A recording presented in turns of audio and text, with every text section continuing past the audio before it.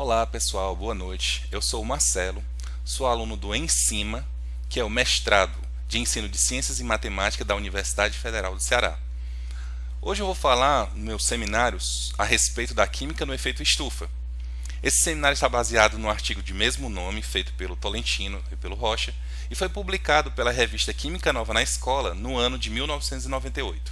Bem pessoal, o objetivo geral desse estudo é a gente analisar esse artigo que foi mencionado anteriormente, na busca de entender e discutir a respeito dos fenômenos químicos que estão envolvidos no processo de retenção de calor, pela nossa atmosfera, que é um fenômeno geralmente conhecido como efeito estufa. Conhecer as principais características dele, o que ele causa no nosso planeta, e também estudar ou tentar nos informar a respeito das principais medidas que estão sendo feitas para evitar as consequências desse problema. Bom, como objetivos específicos, nós temos primeiramente que entender como funciona o efeito estufa. Para isso a gente vai entender primeiro como vem esse nome de efeito estufa e essa comparação com a estufa de vidro, do fenômeno. A gente vai estudar como algumas substâncias ou grupos de substâncias influenciam nesse processo de aquecimento global. Como funciona esse mecanismo físico-químico de uma maneira geral, como que essas moléculas absorvem esse calor, ou seja, impedem que esse calor vá embora e permaneça dentro da atmosfera terrestre. Quais são esses gases, fundamentalmente os principais, aqueles que mais contribuem para maximizar esse efeito, as suas características e determinadas peculiaridades. Nós vamos também abordar quais as principais contribuições do Brasil para, digamos assim, causar esse efeito estufa, como o Brasil acaba contribuindo, a sua parcela de contribuição para que o efeito estufa aconteça. A gente vai averiguar quais são os principais efeitos causados, que são advindos da questão do efeito estufa. E vamos listar as principais medidas que a gente conseguiu fazer um apanhado do que vem sendo feito no mundo para diminuir esse efeito. Bom, para a gente entender melhor todo o processo, a gente vai precisar entender como funciona uma estufa de vidro. Para a gente entender isso, a gente vai passar por uma série de pequenos passos para a gente entender o funcionamento. A gente vai ver um pouco sobre o espectro da luz do Sol, a questão do ultravioleta e o infravermelho, processo de retenção de calor, propriamente dito, e a importância desse fenômeno e sua utilização para regiões de baixa temperatura. Ok? Então, não necessariamente nessa ordem, os próximos slides vão tratar disso. Para entender determinado assunto, nada melhor do que você se imaginar naquela situação, não é? Então, vamos tentar imaginar a seguinte situação. Nós estamos aqui numa área de baixas temperaturas. Uma área em que, muito provavelmente, as plantas, ou a maior parte delas, aquelas que têm de gêneros alimentícios, têm dificuldade de crescer, de conseguir brotar, crescer e de dar frutos. Por quê? Porque a temperatura é muito baixa. Por mais que exista o sol não consegue aquecê-las adequadamente, o frio acaba matando as células e a gente não consegue fazer a planta se desenvolver. Então, imagine a situação. Existe uma espécie que parece muito com uma casa de vidro, toda de vidro. E ela é fechada. Então o que acontece? Como a gente sabe, a gente que já anda no carro, por exemplo, a gente sabe que a luz do sol atravessa e ela nos aquece, Então, o sol, ele é capaz com seus raios solares de atravessar o vidro da estufa, ou seja, o vidro ele é transparente a boa parte daquela passagem de raios solares. Então, essa energia solar que ela é fundamental para, por exemplo, a fotossíntese, ela alcança aqui os vegetais que estão aqui dentro da estufa. Esses vegetais absorvem parte dessa energia e parte dessa energia ela é transformada em calor, um aumento, por exemplo, de temperatura. Então o que acontece? Parte dos raios que estão entrando aqui, eles são transformados em raios, que a gente vai ver um pouco depois, de calor, que a gente costuma associar ao calor. Só que com um detalhe, ao tentar voltar pelo vidro, esses raios não conseguem atravessar o vidro. Ou seja, o vidro é, de certa forma, o que a gente diz, ele é opaco, ou seja, ele impede a passagem desse raio para fora da estufa. Então o que acontece? Aquele raio que ele é associado ao calor, que daqui a pouco a gente vai ver isso que vai ser o infravermelho, ele não consegue escapar de dentro da estufa. Ou seja, ao longo desse processo, esse calor vai aumentando dentro da estufa, porque o vidro consegue reter ele lá dentro. Como continua entrando luz do sol, a temperatura continua aumentando. Então, a energia solar aquece o interior da estufa e o calor acaba ficando aprisionado dentro dessa estufa por causa dessa propriedade do vidro, de conseguir deixar passar o raio solar e não permitir que esse raio de calor, né, depois do raio solar interagir com os vegetais, ele não permite que esse raio passe pela estufa. É claro, né, o vidro nem deixa passar tudo, porque parte dos raios solares ele é imediatamente refletido, então nem toda incidência de raio solar ela penetra dentro dessa estufa de vidro. E também, de forma a que essa temperatura não suba demais, é possível que a gente controle essa temperatura no interior da estufa simplesmente abrindo ou fechando um determinado painel desse de vidro por um determinado tempo. E aí eu consigo controlar a temperatura ideal para o crescimento das minhas plantas.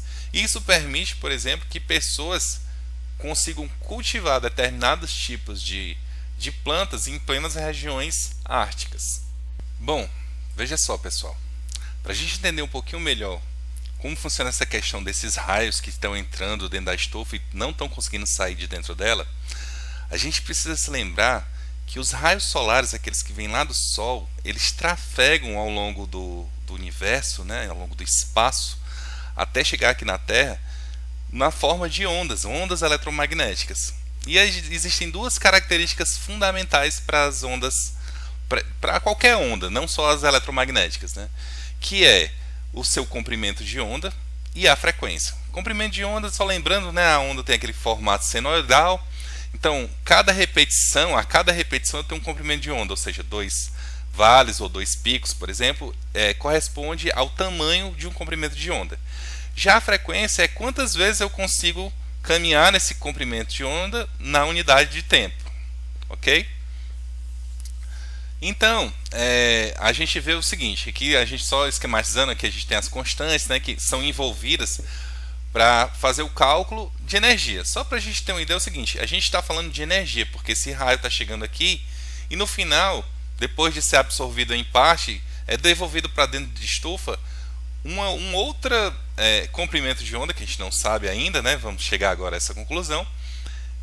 E ele vai ter outras características de comprimento de onda e de frequência.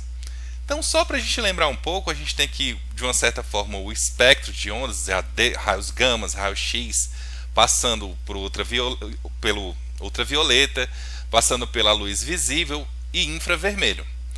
Tá? E dentro desse espectro gigante das ondas, a gente tem aqui o que de certa forma nos interessa, que é uma parte do ultravioleta e uma parte de infravermelho. Nesse processo, a ultravioleta que está chegando lá do Sol, ele consegue atravessar, porque o vidro é transparente, e ao acontecer esse fenômeno de absorção em parte, devolução, transformação desses raios pelas plantas, né, o que é devolvido aqui para dentro do ambiente, que é esse calor que a gente chama, são as ondas infravermelhas. Então eu tenho uma mudança aqui dessa característica da onda, né? Eu tenho uma transformação. Agora o que está sendo emitido é uma onda de um comprimento de onda diferente e de frequência diferente. Normalmente, quanto mais energética é a onda, ela tem um comprimento de onda menor, ou seja, ela tem uma frequência muito alta. Então, se a gente for olhar aqui, o ultravioleta, né, ele está à esquerda do infravermelho aqui, ó. Então ele vai ter comprimento de ondas menores e maiores frequências. Já o infravermelho, ou seja, eu tive uma perda dessa energia, né? Parte dessa energia se perdeu, entre aspas, foi aproveitada pelas plantas, né?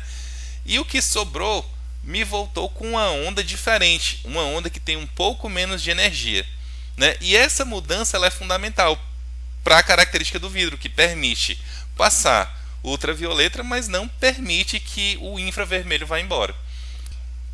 Ok?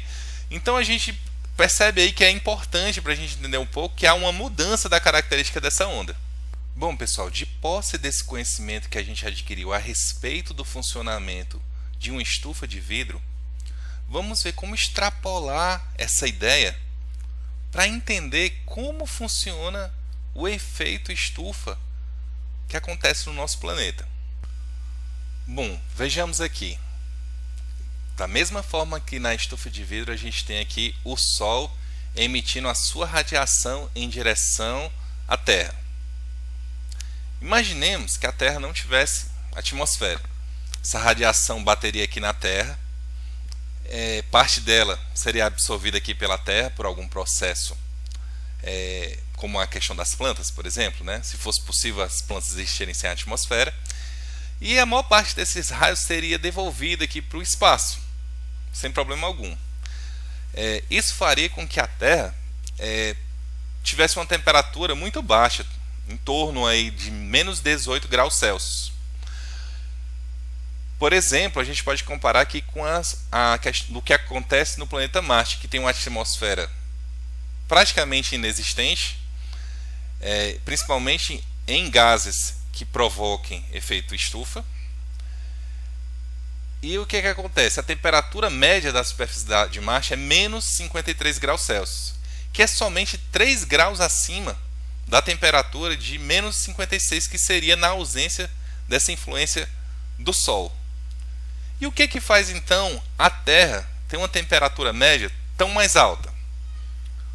O processo é o seguinte: a luz do Sol vem, bate na superfície da Terra, ocorre uma transformação da radiação ultravioleta em radiação infravermelha, que a gente viu que é o calor, né? Aquele processo de transformação da onda, mudando as suas características fundamentais, tanto o comprimento de onda quanto a frequência.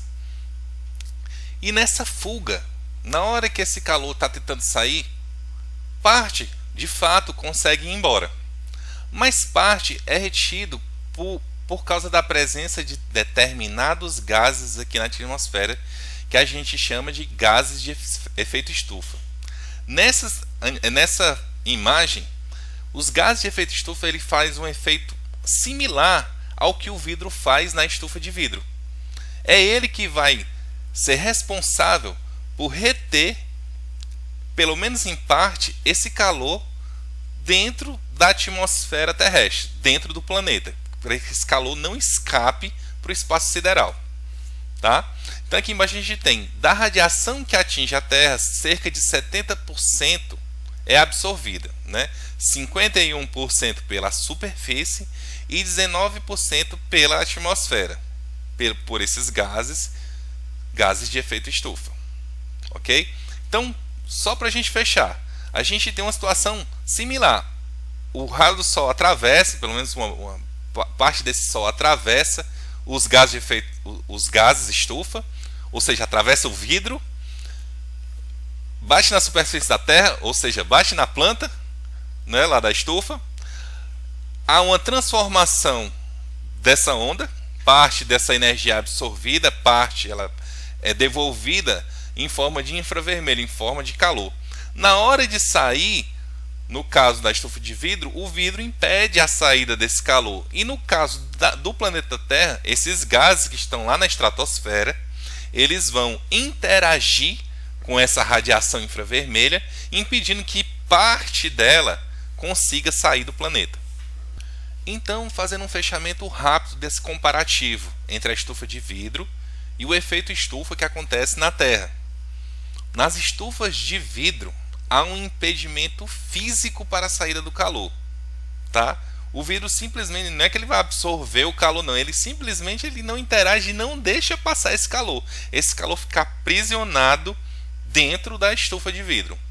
No caso da Terra, é um pouco diferente, porque vapor de água, que a gente até nem vai mencionar tanto aqui nesse nosso seminário, né? Partículas de água também, mas principalmente a presença de determinadas substâncias gasosas, que são as tais gases de efeito estufa, né?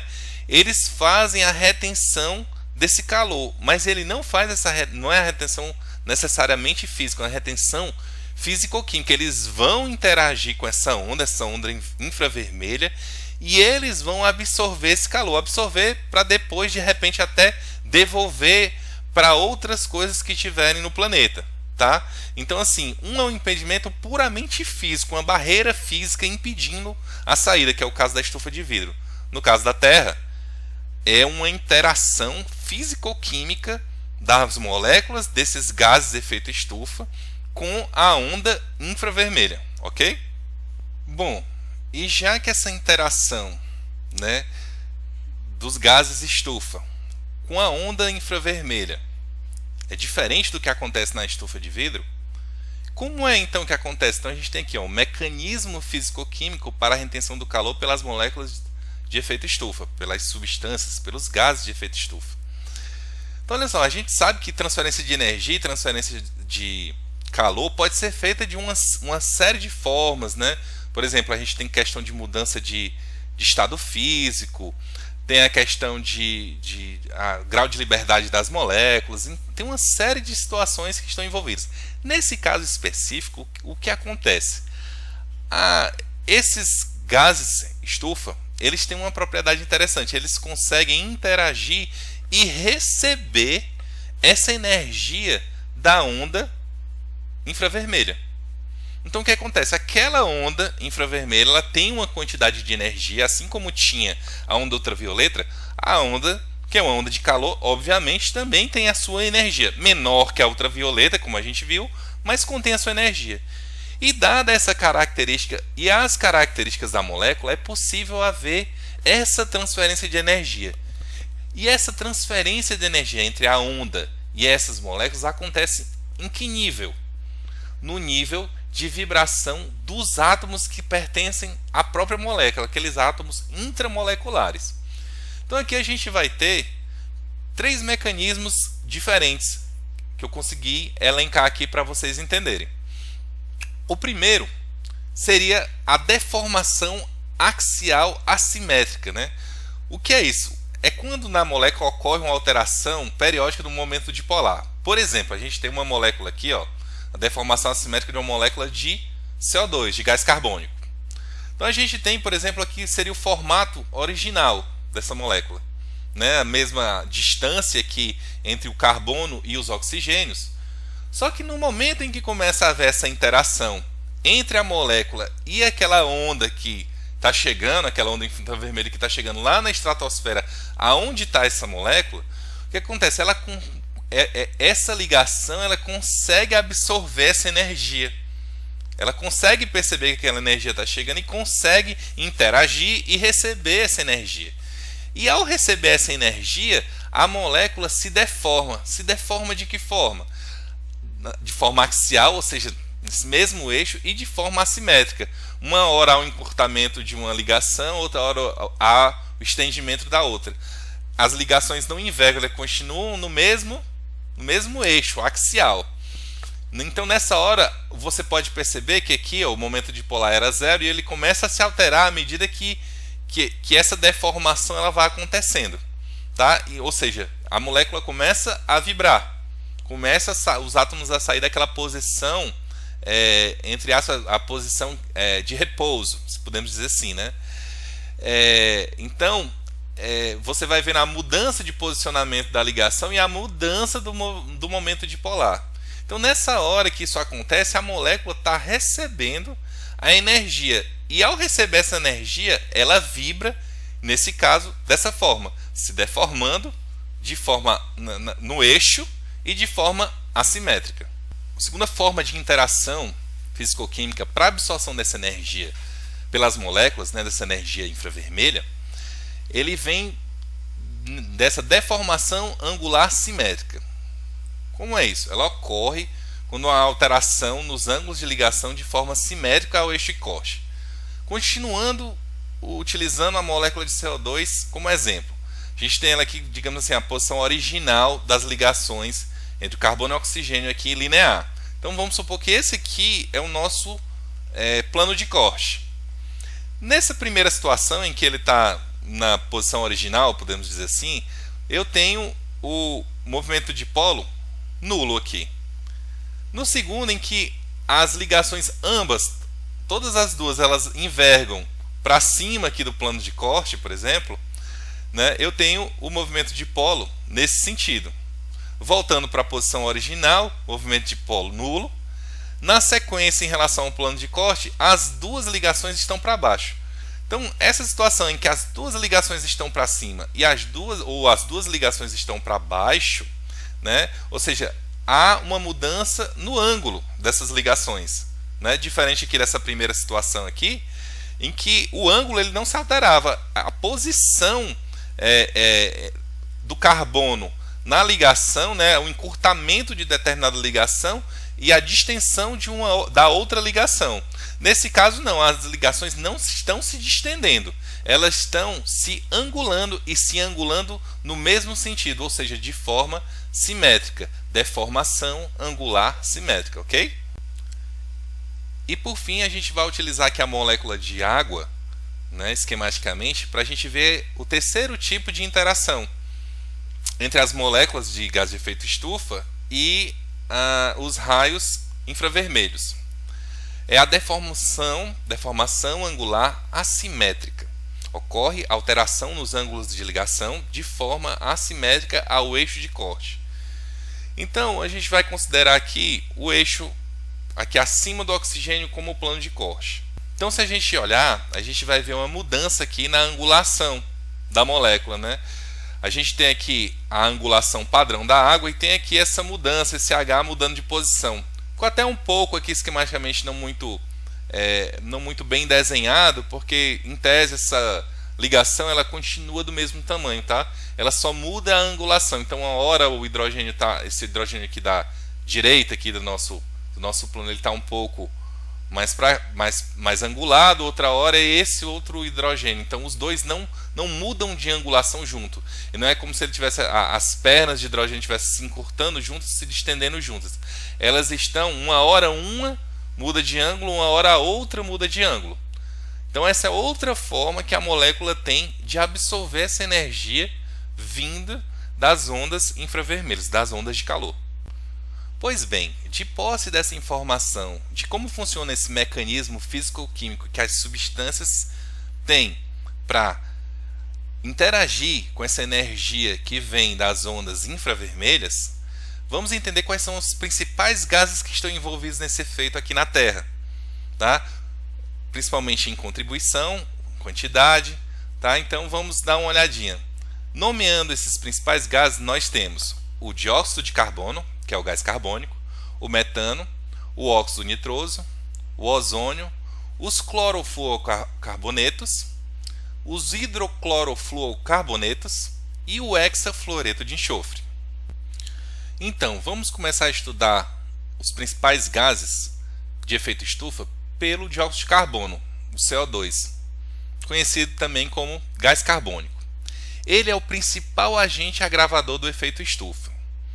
Agravador em que sentido? O efeito estufa a gente viu que é aquela interação, né, com as ondas infravermelhas, as ondas de calor. Se eles interagem com as ondas infravermelhas naquele nível vibracional que a gente viu intramolecular, eles vão tirar essa energia da onda infravermelha e vão absorver na molécula. Essa absorção de energia ela vai se traduzir em uma manutenção de calor na Terra, um aumento de temperatura. Aqui do lado a gente vê, por exemplo, o ciclo biogeoquímico do carbono. E a gente vai entender por que esse efeito se agravou principalmente com o gás carbônico. A gente tem gás carbônico na atmosfera, assim como a gente tem oxigênio. Esse gás carbônico é utilizado pelas plantas, pelo fitoplâncton, para fazer a fotossíntese. Então, gás carbônico é consumido para se gerar, por exemplo, substâncias orgânicas por esses seres. E, ao mesmo tempo, é liberado oxigênio para a atmosfera. Já os seres aeróbicos utilizam esse oxigênio para os seus processos energéticos e acabam liberando calor no processo que a gente conhece como respiração. Então, eles acabam liberando CO2 aqui, para a atmosfera. Então a gente tem fotossíntese aqui nos oceanos, nos lagos, fotossíntese nos vegetais, nas plantações, nas florestas.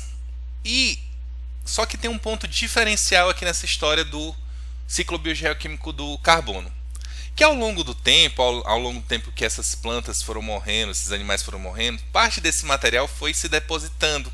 Carbono que ficou aprisionado aqui em regiões mais baixas da Terra. Então a gente tem, por exemplo, parte de carbono que um dia foi CO2 aprisionado aqui na forma de carvão e aprisionado para fazer as substâncias que compõem o petróleo, né, que são, na sua maior parte, hidrocarbonetos. O problema é que, a partir da construção, principalmente da máquina a vapor e da Revolução Industrial, eu comecei a utilizar esses combustíveis fósseis para uma série de coisas, como aquecedor, para gerar energia, para locomoção de máquinas. E normalmente isso envolve a combustão dessas substâncias, das substâncias que estão presentes no petróleo, por exemplo, no carvão. Então o que acontece? Um hidrocarboneto reage, por exemplo, com oxigênio, né, que é o processo conhecido como combustão, libera energia, parte dessa energia aproveitada nesses processos que o homem deseja. E como produtos dessa combustão a gente vai ter vapor de água e vai ter também CO2. O problema é que esse carbono levou muito tempo para ser aprisionado aqui embaixo da Terra, e de uma hora para outra, por esses processos de combustão, acabou-se aumentando muito a quantidade de CO2 liberada para a atmosfera. Então aquele ciclo que estava de certa forma em equilíbrio, a fotossíntese retirando CO2, a respiração aeróbica devolvendo esse CO2 para a atmosfera, acabou sendo desequilibrado por esses processos de combustão de combustíveis que estavam aprisionados no fundo da Terra. Ok? Então, estima-se, né, que o teor na atmosfera seria de 365 ml por metro cúbico, numa taxa anual de lançamento de 2.650 bilhões de toneladas. O tempo médio para uma molécula dessa deixar de existir seria em torno de 100 anos. E essas moléculas de CO2 absorvem infravermelho entre 5 e 3 micrômetros. A segunda molécula aqui que mais contribui para o efeito estufa, para a retenção desse calor na nossa atmosfera, é o metano. Então a origem dele é principalmente de depósito de processos de utilização de combustíveis fósseis, né, extração e utilização desses combustíveis fósseis, ou também de decomposição anaeróbica de substâncias orgânicas. Então se a gente vê aqui, eu vou para o próximo slide aqui para a gente ter uma noção dessa questão da origem. Eu tenho, por exemplo, o processo de extração de gás natural em poços de petróleo, que a gente chama aqui de gás associado ao petróleo. Na hora que eu estou tentando tirar esses gases aqui, eu acabo liberando gás natural para a atmosfera. E o que seria esse gás natural? Ele é principalmente formado por moléculas de metano e moléculas de etano. A ideia é sempre se aproveitar esse gás, mas nem sempre isso é possível e, principalmente na história da indústria do petróleo, nem sempre foi aproveitado. Era caro fazer essas tubulações e muito desse gás foi libertado diretamente para a atmosfera. Outros processos também, na própria destilação do petróleo, né, quando eu estou fazendo o refino do petróleo, na hora que eu estou refinando ele aqui na torre de destilação, eu acabo também gerando uma parte de gás, uma parte também de metano. Sai aqui nesse gás, normalmente também ele é muito rico em metano e também em etano. Então, também, se porventura houver uma falha, ele for libertado, ou se a indústria não tiver muito cuidado, esse metano também é libertado para a atmosfera. E um outro processo é o processo de decomposição anaeróbica de substâncias orgânicas. Determinados seres microscópicos, algumas bactérias, né, elas são capazes de se alimentar dessas substâncias orgânicas mais completas, e acabam expelindo metano como gás. Nesse exemplo esquemático, antigamente, de forma a se livrar, digamos assim, desse material materiais indesejados, né, aqui era colocado em biodigestores, e esse metano ele era queimado, certo? Esse metano ele era queimado, ou seja, duas opções: ou eu jogo como metano ou eu jogo como CO2. Aqui ele ilustra de uma forma simplista, porque ele acredita que o metano, porque foi queimado e virou o CO2 na própria mecanismo de combustão, ele vai ser simplesmente imediatamente absorvido aqui pelas plantas, o que não é necessariamente verdade. Então, esse é basicamente os processos que dão origem ao metano na atmosfera. Então, estima-se que o teor na atmosfera seja de 1,7 ml por metro cúbico, uma taxa de lançamento anual no mundo de 515 bilhões de toneladas, um tempo médio de residência, ou seja, o tempo que ele continua existindo, de 10 anos, e ele absorve energia do infravermelho nessa faixa de 7 micrômetros. O terceiro gás aqui que eu vou apresentar é o ozônio, né, que é a molécula de O3. Essa é uma forma interessante, porque ele é meio que ele tem uma forma dual de se apresentar para o nosso planeta. Ele é muito importante porque o ozônio ele faz parte do que a gente chama de camada de ozônio. Qual é o objetivo da camada de ozônio? A camada de ozônio é uma espécie de filtro que bloqueia parte da radiação ultravioleta que vem do Sol, essa radiação do tipo B, né? Essa radiação ela é responsável, por exemplo, em causar câncer de pele nas pessoas. Então a presença de ozônio aqui na camada de ozônio é responsável por fazer desvio desses raios nocivos do nosso planeta. A principal origem desse ozônio na nossa atmosfera é sobre a radiação solar sobre moléculas de oxigênio. Acaba formando o ozônio, tá? E aí tem um pequeno porém, que é o seguinte: o ozônio ele também causa retenção de calor. Então, ao mesmo tempo que ele é importante para fazer esse desvio desses raios nocivos, né, na camada de ozônio, ele também absorve um pouco de calor aqui do infravermelho na faixa dos 9 micrômetros, tá?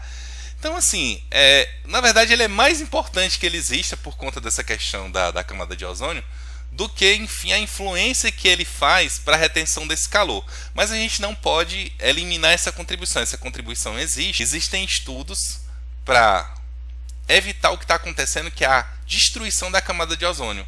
Existe um buraco na camada de ozônio por conta de determinadas substâncias que destroem a camada. Nesse ponto onde não há ozônio, onde não há camada de ozônio, os raios do Sol atravessam livremente. E isso pode ser muito nocivo para o planeta. Temos também a contribuição para o efeito estufa que vem do óxido nitroso. Ele também é conhecido como gás hilariante e ele é muito utilizado em processos de sedação para intervenções médicas. Também tem um pessoal que usa para tunar o carro, deixar o carro com uma oxidação maior e uma liberação maior de calor pelo motor. Né? A principal origem dele ele vem de descargas elétricas que ocorrem na natureza, né? O nitrogênio e o oxigênio que estão presentes na atmosfera, com essa descarga altamente energética, acaba virando N2O, que é o óxido nitroso. Tá? E também tem uma origem antrópica, ele também tem sua parcela na queima de carvão, de outros combustíveis fósseis e motores de explosão, porque quando a gente está injetando, por exemplo, oxigênio dentro do motor, a combustão não está entrando só oxigênio lá. Como a injeção não é de oxigênio, a injeção não é de oxigênio puro, mas a injeção de ar atmosférico, nesse ar também de nitrogênio, e como as temperaturas e as pressões são muito altas dentro do motor, também posso formar óxido nitroso. Né? E aí estima-se que o teor dele na atmosfera seja de 0,31 ml por metro cúbico, com uma taxa anual de lançamento de 5 milhões de toneladas. Ele vai ficar por aí na atmosfera entre 120 e 175 anos, absorve nessa faixa aqui, nesse intervalo de 4 a 7 micrômetros. Ele tem um efeito de degradação sobre a camada de ozônio, então ele vai atacar aquelas moléculas de O3 e vai destruir em parte a camada de ozônio, e ele tem um efeito de equivalência de 300 vezes o CO2, ou seja, uma molécula de N2O vai ter o mesmo efeito, causar o mesmo efeito estufa do que 300 moléculas de CO2. Perseverando aqui pelos gases que causam o efeito estufa, nós temos agora a contribuição ocasionada pelos clorofluorocarbonetos, mais conhecidos como CFCs. Eles são compostos, por moléculas tipo metano-etano, em que os hidrogênios da molécula foram substituídos por cloro e por flúor. Eles são os principais responsáveis pela destruição da camada de ozônio. Ou seja, além de contribuir para o efeito estufa, ele também destrói a camada de ozônio. Eles estavam antigamente muito presentes em compressores de refrigeração doméstica, ar-condicionados, geladeiras, freezers, e propelentes de aerosóis, desodorantes. Então, assim, começou-se a perceber que eles eram gases muito prejudiciais à atmosfera. Por quê? Além de destruir a camada de ozônio, eles também têm um efeito de equivalência de efeito estufa 10.000 vezes que o CO2. Ou seja, cada molécula de CFC produz um efeito estufa de 10.000 moléculas de CO2. Então, aos poucos, o mundo foi banindo o uso desses CFCs e substituindo por outras substâncias que pudessem também fazer esses papéis, tanto de propelentes de aerosóis como de compressores de refrigeração doméstica. Estimou-se que o teor da atmosfera deles seria de 1,2 microlitros por metro cúbico, ficariam aí pela atmosfera numa faixa de 75 a 380 anos e absorveriam a energia nessa faixa de 7 a 13 micrômetros. Efeito semelhante tem os hidroclorofluorocarbonetos, os HCFCs. A diferença aqui da molécula é que foi substituído de volta um dos cloros ou dos flúoros por um hidrogênio.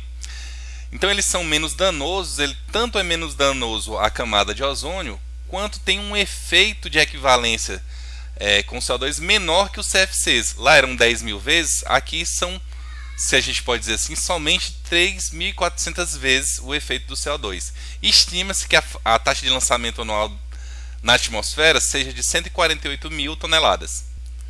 E só para melhor ilustrar aqui, a gente tem um efeito dessa destruição da camada de ozônio. A gente tem aqui a radiação ultravioleta, ela acaba removendo um dos átomos de cloro aqui presente no CFC.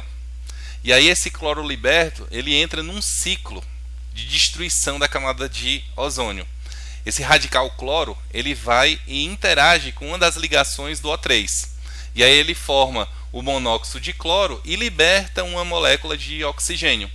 Continuando o ciclo, um átomo de oxigênio livre na atmosfera acaba interagindo de novo aqui com essa ligação do monóxido de cloro, e aí ao quebrar eu formo uma nova molécula de O2 e libero esse átomo de cloro, esse radical cloro de novo para reiniciar o ciclo. Então esse é um ciclo muito poderoso de destruição da camada de ozônio. É por isso que o mundo tem tentado tanto banir os CFCs de produção e uso. And at last, but not the least, ou seja, por fim, mas não menos importante, a gente tem o hexafluoreto de enxofre, o SF6, aqui esquematizado. Ele é muito utilizado como isolante em instalações elétricas de alta tensão. Tá? Então aqui tem uma fotografia mostrando ele aqui. Ele tem um efeito equivalente ao CO2 de 25.000 vezes. Absorve energia por volta de 12,5 micrômetros e tem um tempo médio de residência altíssimo, entre 880 e 3.200 anos. Tem uma taxa anual de lançamento por volta de 2 toneladas e estima-se esse teor de 0,31 mililitros por metro cúbico na atmosfera. O mundo tem tentado substituir o CF6 como isolante. Por exemplo, a gente tem aqui na nossa própria Fortaleza, no Ceará, uma pequena refinaria da Petrobras que se chama Lubinol, e ela produz um isolante naftênico, ou seja, um derivado de petróleo, o petróleo naftênico dá origem a esse lubrificante naftênico que tem uma característica isolante e é muito utilizado como isolante térmico em transformadores, em disjutores, né? Então já é uma perspectiva para a gente amenizar o uso desse composto e evitar que ele venha a causar esses problemas na atmosfera, porque tanto o efeito dele comparado ao CO2 é muito grande, quanto ele leva muito tempo para sumir da atmosfera.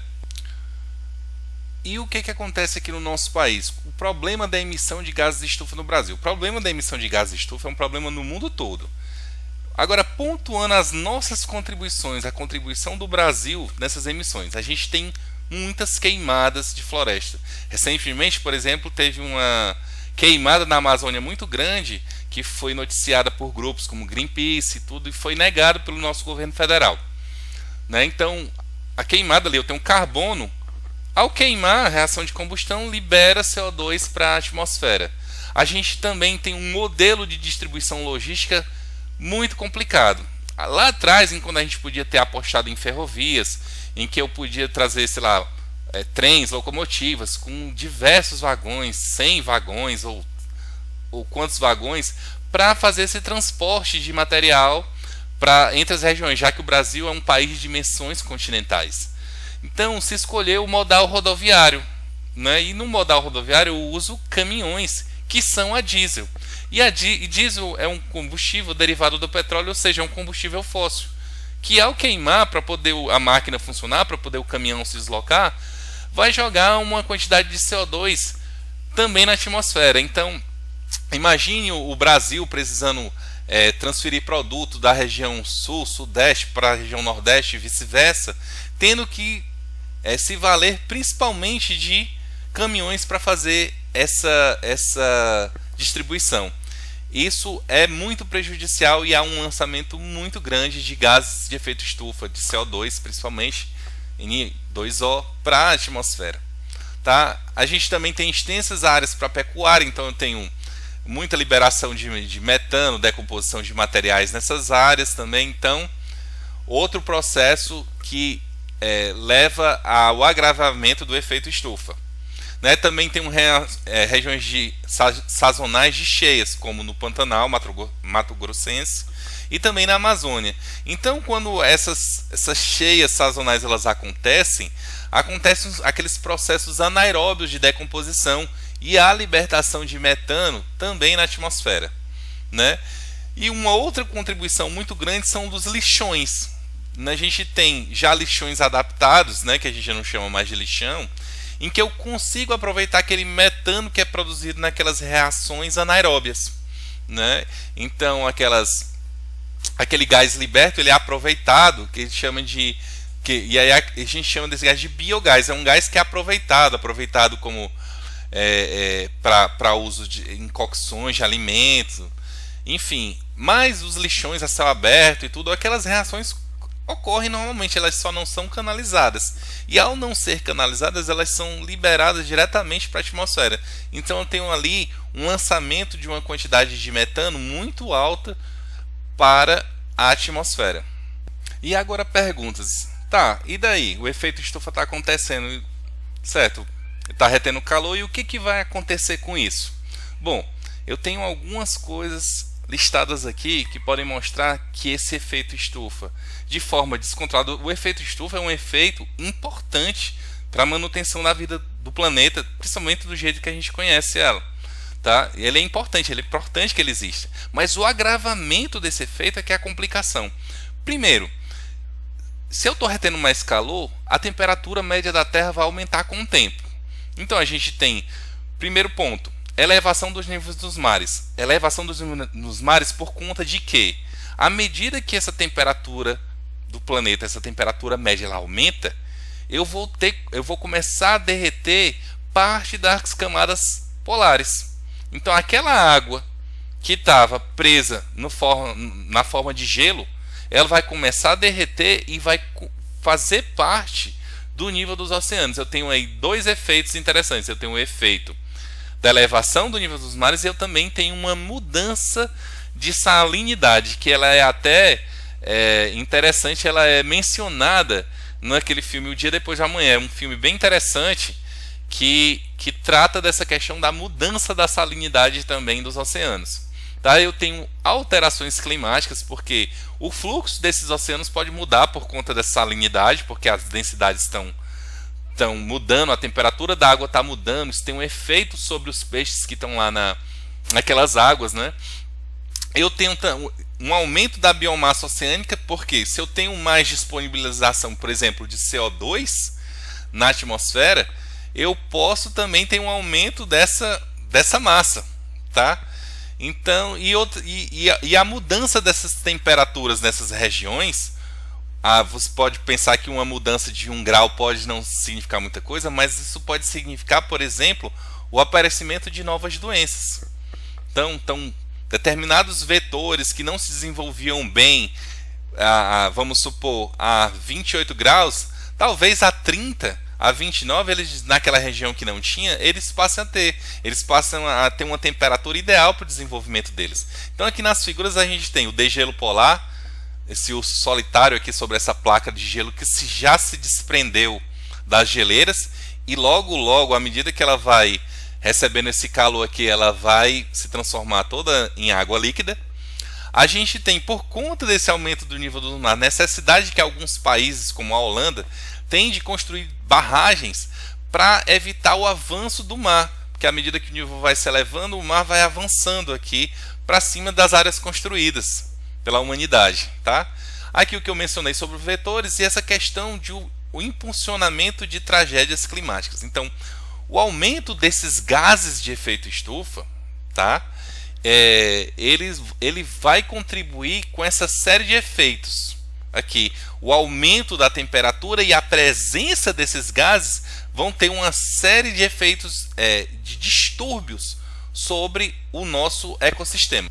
Bem, no final das contas, o que é que o mundo tem feito para evitar esse agravamento do efeito estufa e daquelas consequências que a gente mencionou agora há pouco? Bom, enfim, houve lá em 72 uma reunião lá em Estocolmo que os países não se entenderam muito bem. 20 anos depois teve uma nova edição dessa tentativa de encontro entre os países para tomar determinadas decisões para melhorar essa questão da poluição e uma série de efeitos que influenciam, não só o efeito estufa, claro, mas que influenciam no nosso meio ambiente, né? Então, aqui eu tenho a Rio 92, aqui o logozinho da Rio 92, ela foi realizada, como eu mencionei, 20 anos depois, a de Estocolmo. A percepção principal foi o seguinte: a agregação, era necessária a agregação de indicadores, não só os econômicos, não basta só econômico, o mundo não precisa só da economia, do dinheiro para sobreviver, é preciso que haja também indicadores ambientais e sociais para que a gente tenha uma garantia da sustentabilidade, tá? E no final o que se conseguiu foi um acordo de apoio financeiro e tecnológico por parte dos países desenvolvidos aos países subdesenvolvidos, para que eles pudessem se desenvolver e diminuir o uso de combustíveis fósseis. E após a Rio 92 passou-se a ter reuniões bianuais. Eu não listei todas, mas eu trouxe algumas que me pareceram interessantes. Em 95, lá em Berlim, na Alemanha, teve início de negociações de metas e prazos para a redução de emissões de gases de efeito estufa. Em 97, isso é um marco, né? No Japão, lá em Kyoto, a gente vai ter o acordo que ficou conhecido como Protocolo de Kyoto, que ele previa uma redução de gases de efeito estufa para os países desenvolvidos. Obviamente, os americanos eles não ratificaram depois desse acordo porque eles tinham que reduzir uma taxa maior, já que emitiam muitos gases de efeito estufa, né? Então eles tinham uma taxa de redução maior. A taxa média era de 5%, né? Então, assim, essa redução era calculada, né, entre o efeito de cada gás, aquela equivalência que a gente mencionou lá atrás, né, referente ao CO2, e a ideia é que houvesse uma redução média de 5% dos níveis que estavam sendo emitidos lá em 1990 e que se conseguisse esse abaixamento em 5% nesse período aqui de 2008 e 2012.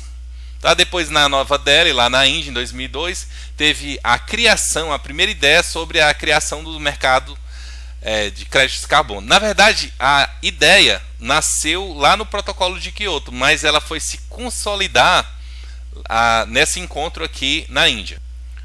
Em Milão, lá na Itália, em 2003, a gente teve um marco interessante que foi para que houvesse a obtenção de créditos de carbono, era condição intrínseca que fosse feito o reflorestamento pelos países.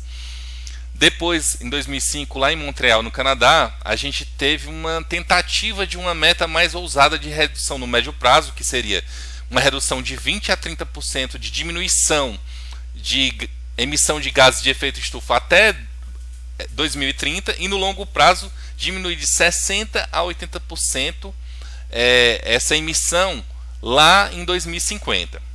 Mais recentemente, na França, né, em Paris, em 2015, a gente tem duas coisas interessantes, né? Lá na reunião ficou marcada por uma busca por uma justiça climática. O mundo hoje preza muito por isso, porque a gente tem países como a China, países como os Estados Unidos emitindo muitos gases de efeito estufa, mas os efeitos produzidos por essa emissão desses gases, o efeito estufa e aqueles outros que a gente mencionou, não vão ser sofridos somente por esses países. Todo mundo vai pagar o preço.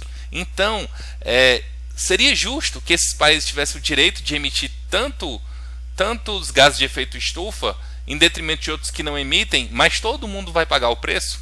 Essa é a grande questão, né? E o objetivo principal era limitar os efeitos, ou seja, os efeitos causados pelos gases de efeito estufa a 2 graus Celsius, ou seja, que não se passasse de 2 graus Celsius esse aumento de temperatura. Rapidamente eu vou mencionar a questão aqui do mercado de carbono, né? Conhecido como mercado de carbono.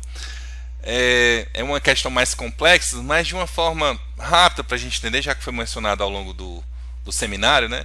A ideia central é que a comercialização de créditos ela estimula a mitigação dessas mudanças climáticas, né? Já que do ponto de vista ambiental não importa em que região ocorre a redução de emissão, e sim que realmente haja essa diminuição de emissão de gases de efeito estufa. Eu particularmente não concordo com a ideia, né? Eu acho que você, por exemplo, viver em Pequim ou nas imediações de Pequim e nesse fluxo desses gases que eles acabam atravessando as fronteiras, não é a mesma coisa de que você morar num país livre dessas emissões, mas é assim que funciona. Cada crédito ele corresponde a 1 tonelada de carbono equivalente, né?